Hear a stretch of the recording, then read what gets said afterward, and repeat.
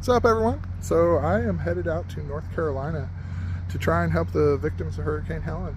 And about 6 months ago, I started a personal journey of just trying to create a little positivity in this world. And I vowed to make a video a day. And I talk philosophy. I release inventions for free, give them away for free in the hopes that we can open source energy ideas. And I also tell funny stories. And I tell a bunch of funny stories from my life. Now I've had a bunch written down, 52, over 52, one for every week. But this one happened to happen this week on my way here. Ironically enough, the world always seems to come back around and be all connected. So last week's video I made was just a funny story about how I used to ride my four-wheeler through town in Lori when I was a kid. This one is kind of crazy. It comes full circle a little bit. I made a video yesterday about trailer brakes and how to properly, slow down a trailer when it's swaying and all that stuff. And it's just so weird what the universe throws at you sometimes. So I literally made those videos, like I said, one yesterday. So I was just driving along, headed out here yesterday, and all of a sudden I heard a big pop. I'm like, oh no, that's something bad. So I get out and I thought it was a tire, and I look around and I'm pretty tight on a budget, doing out here. So I was a little worried it might be a tire. Didn't see nothing, everything was fine. Tires were all aired up. And I looked in the back and I had a big 6x6 piece of wood that was kind of propped up funny. And I thought, well, that fell down and hit the trailer bed or truck bed, and I thought that was the thing that made the noise. So right after that, I pull off and I go down a giant mountain. And as I'm rolling down this mountain, all of a sudden that tire decides to go flat, and it was a flat tire. And when I got down to the bottom, I got to see it and stuff, and it had blown out the inner part of just the tread on the sidewall. It was weird, but it blew it out on the inside. And then there was like a bubble that still held air. That way, when I looked at it and pulled over, it still had air in it at the time, but it was leaking rapidly. And so I pulled out and started going down the mountain, and it was a big mountain. And so I'm rolling down, and all of a sudden this tire starts going flat, and I'm like, oh no. And I'm cruising pretty good, and of course, everything starts swaying, and the trailer starts swaying, and the truck starts swaying, and I'm like, ooh, well, this is exciting. So the way to eliminate trailer sway, like I said yesterday, is to grab the trailer brakes, and a lot of times gas out of it. Sometimes if you don't have trailer brakes, you can just gas out of it, and that's always the cure. Except when you're going down a mountain and you have a flat tire on the truck. That makes things a lot more exhilarating. And as I'm going down the mountain, that thing's swaying all over, and so I'm grabbing the brakes and just trying to ride the trailer brakes. And this is a steep grade, giant steep grade. So I'm trying to ride the trailer brakes, but still having to like goose out of it and gas down the mountain. And so yeah, it was a fun, exhilarating ride all the way down that mountain. But I made her. She pulled out of her, and we did all right. But I get down to the bottom of the mountain, and sure enough, I got a flat tire, and I'm stranded. And of course, I didn't bring a spare. I like to, overcome obstacles. It's just life's journeys, It's kind of like Bill Murray says, who's to say what's a good thing or a bad thing? You never know. You never know. There's just like a whole philosophy in life on that you never know what life's going to throw at you. So I always just try and enjoy the small things, much like this view, and much like even yesterday. There was a time in my life to where being stranded out there, and I was pretty stranded. I was at the bottom of the mountain, no one around. I had a little over $200 in my pocket, and so I was in a pretty tight spot. I took off my tire, I started hitchhiking. I tried hitchhiking, nobody picked me up, and I was just in a situation like that. Normally I would be stressed to the max, and I wasn't. Historically, in situations like that, I'm always in a rush, and that's one of the things that I've realized that makes me so tense in this world, is that I'm always rushing. So I've stopped rushing as much and just tried to enjoy the little things. And that's another philosophy in this world. Might be Woody Harrelson from Zombieland, but it's okay. It's just it's one of those things that it really follows through, and it really stuck with me, man, because you got to enjoy the little things in this world, and you never know what it is or where it is, and you just got to take a deep breath and just take it as it goes. And like the other philosophy is, who's to say it's a good or a bad thing? So I took a deep breath right there on the side of the road, and when it seemed like I was really just stuck and stranded and lost, I dug deep, and I just was like, okay, it's going to be okay. And I'm going to figure this out. I'm not even going to stress. I'm not even going to worry. And I didn't. And I called around to tire shops. I ended up calling every tire shop around. Of course, I'm looking for a used tire because I'm on a budget and nobody has one. But I did finally find one tire. And keep in mind, I'm still on the side of the interstate on a mountain. And at this point, I figure, you know what, I'm just going to do it myself. And I was worried about my dog because I didn't want to leave him in the camper, and I'd even tried hitchhiking with him too. I'd never tried to hitchhike with a dog. My thought was people would see the dog and pick me up and be like, oh, poor guy with a dog and a tire, he needs help. Yeah, nobody did. I've hitchhiked a lot in this world, and that's the first time I tried, and I didn't give it much of a chance because the tire shop was closing, and I had to choose between either trying to hitchhike or hurry up and get to the tire shop and get there before they closed, because it was Friday and I would have been really stranded. So here I am pondering life and all my previous decisions and just figuring out the best way to how to do it. And so I figure out that I have enough time to get there if I ride my four-wheeler. And so I'm like, you know what? Screw it. I'm going to do this. And I unload the four-wheeler out of the back of the truck, and it's a little Honda 250. And I'm a big guy.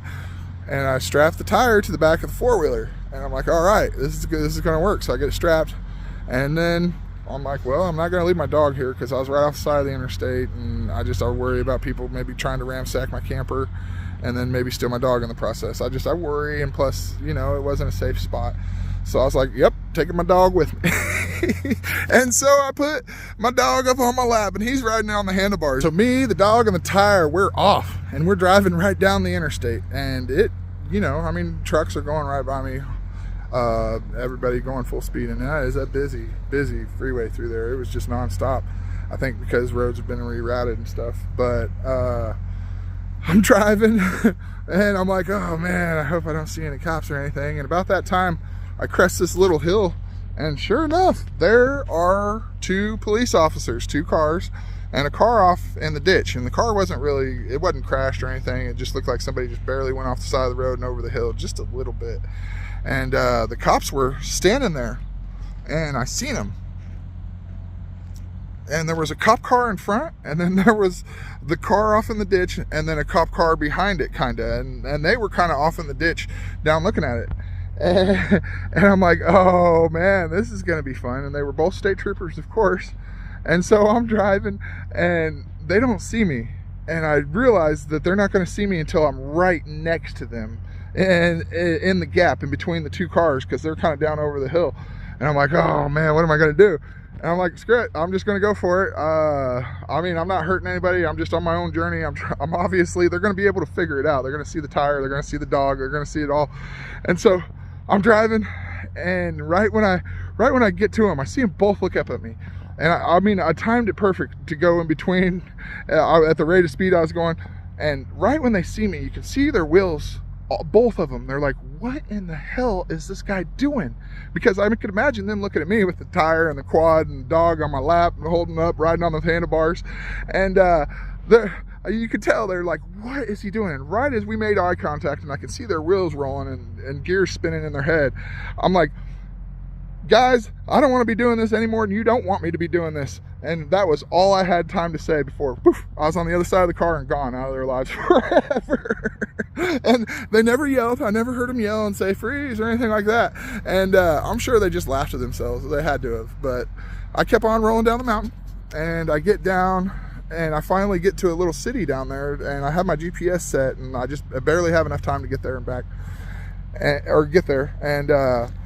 before they close. And so right as I'm pulling in, I get a different officer in a different unmarked car come up, and she's waving at me and telling me to pull over. So I pull over, and I'm like, oh man, this sucks.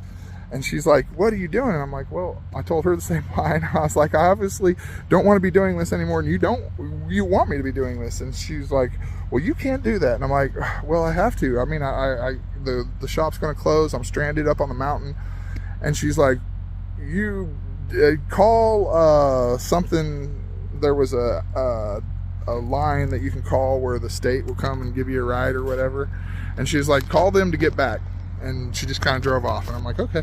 And so I then turn and I drive, and I had no other choice. I mean, I'm stranded, and I didn't have another choice. So I drive through town, and it was a pretty populated little town.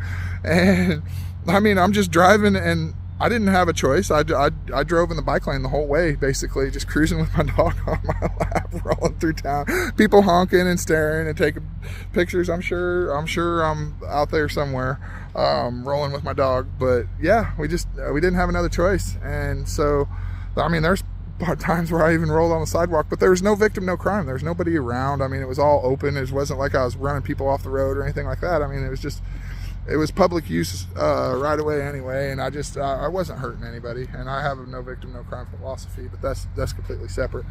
Anyways, so I drive, and I finally get to the tire shop, and it was a pretty time constraint deal, but I made it in time, just in time. And so at some point, somebody had told me that the local police officer in town was very, very strict, and that he knew people that wouldn't even go out on his shift, that wouldn't even go out into town on his shift because he was so strict, and that he would definitely be throwing the book at me. And he got on at 5, which I didn't even hardly have time to get through, but I made it back through town. I rolled right through town, back again, got the tire put on, made it in time. Rolled back up the mountain, threw the tire on, and just kept on going down my way. It cost me $45 to put a used tire on, and it cost me a lot of hours. It cost me 4 hours and a lot of my day yesterday, and it put me behind on everything. And that's the second time since I started this adventure that my truck broke down. When I was still in Missouri, my starter wire busted off, and it cost me a little bit of time and hassle too. It was just something I had to wrestle with. But anyways, yeah, it's just it's life's adventures that you never know what'll throw at you, and you just got to enjoy them, and you just got to enjoy the small things. And even when I was rolling through town with my dog on my lap, and what seemed stressful, it was really kind of fun. And but it was a throwback to when I was a kid rolling through town on a four-wheeler. It was just the same, because I'm straight riding a four-wheeler down the bike lanes, and even on concrete paths and stuff. And I mean, it was just like when I was a kid, knowing that when the cops see me, they're gonna want to not be happy with me. But they ended up being all right with me, and they were just, it seemed like they were the ones I ran into were definitely okay, and I'm glad I didn't run into the mean ones. So yeah, I just figured I'd share my journey with everybody yesterday, and how, I don't know why, but it seems like everything just keeps connecting itself back to myself, and in the videos I'm doing, it's happened in multiple videos and multiple times, where it's just everything loops back around. I don't know, it's wild. But yeah, I want to tell a story and let everybody know to always just keep your head up and stay positive, and just enjoy life for what it is. Even in a bad spot, even in a crazy situation, when I was driving through town with my dog on my lap, I was smiling because it was a beautiful day, and I had my dog, and he was loving life. He was drooling, and I was getting his drool in my face a little bit, so I was a little bit rough, but I took it like a man. I've been through worse, so I handled it, and we went on through our adventure, and boy, I know my dog loved it. He really enjoys riding quads. I've trained him to ride four-wheelers, and it's just a thing he does. And riding right through the middle of town with everybody, getting all the attention, he just loved it. He's a character. But I'm going to include a little video of my dog cruising down the road with me. I didn't get to record as much as I wanted because it was really hard. I had a lot going on.